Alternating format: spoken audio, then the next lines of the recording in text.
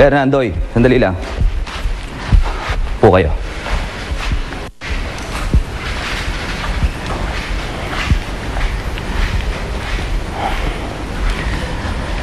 Kayo matakot sa akin, wala naman akong gagawin masama sa inyo eh. Ang gusto ko lang mag-usap tayo, kaayos-ayos, tungkol sa mga pagtatalo natin dati. Kalimutan nyo na yon. Kung ano man ang nasabing masama sa akin ni Andrea, hindi totoo yun. Kaya bigyan nyo sana ako ng pagkakataon para makilala kayo. Mga anak kayo ni Emily, kaya tinuturing ko na rin parang mga anak ko. Kung gusto nyo, ituring nyo na rin ako parang sariling ama. At bakit ka nagpunta na hindi ko alam, ha?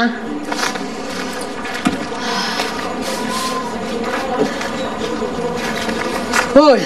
Ay, na yun na nga eh. Pinapaalala ko lang naman kay Bern yung sustentong hinihingi natin dun sa peke niyang tita.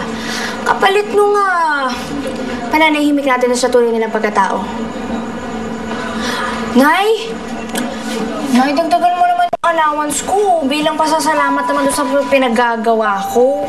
Eh kung hindi kaya kita binibigyan ng pera sa pagiging pasaway mo, ha? Nay naman eh. Pero alam mo, Nay, may nararamdaman ako eh. May nagaganap dyan sa mansyon na yan. At kapag ginamit natin ang pag-iisip natin, pwede tayong yumaman. Bakit? May sinabi ka ba dun sa yaya? Yung Eloisa? Wala, no? Hindi naman lumakit tanging anak mo. Siyempre, inisip ko muna kung ano yung mga dapat kong gawin at sabihin. Kung saan tayo kikita ng mas malaki? Kung magsasalita ba tayo o mananahimik na lamang? Aber, ano naman ang napagtanto mo, ha? Ito na nga, Nay. Kapag tinago natin ang sikreto, siyempre, patuloy ang grasya. Pero, kapag sinabi natin ang totoo, Nay, lugi tayo, talong-talo. Bakit? Kasi isang bayaran lang yun. Alam mo, manang-mana ka sa akin. Anak nga kita. May kalandian ka lang, pero ginagamit mo isip. Thanks.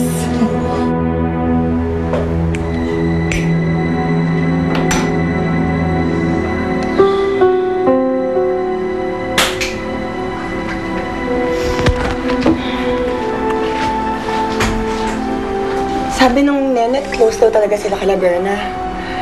Magkababata daw sila eh. Huwag mo sabihin nagpapauto ka doon sa batang yun. Hihinga ka lang ng pera nun. Alam mo, malakas yung kutob ko na yung maarting batang yun, madami nalalaman tungkol sa magkapatid na yun. Eloisa, papaalalahanan na kita.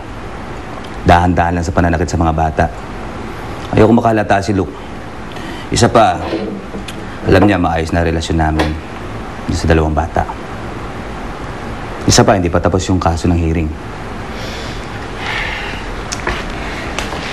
Eh tayo, anong eksena natin? Secret lovers pa rin? Alam mo, buwas-buwasan muna natin pagsasama natin, ha? Ayoko makatunog sila sa relasyon natin. Kapag nabuko tayo sa pagpapanggap natin, masisira diskarte ko. Huwag mo sabihin sa akin na gusto mo talaga balikan yung inutil mong asawa. Tumahimik ka nga! Kasasabi ko lang eh.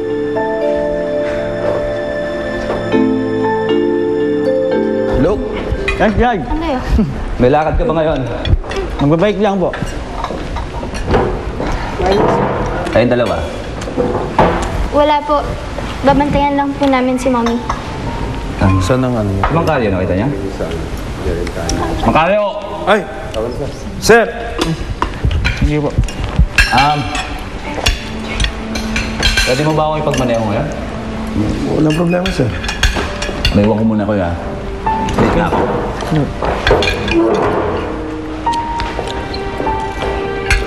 Parang hilaw, ah. Sarap.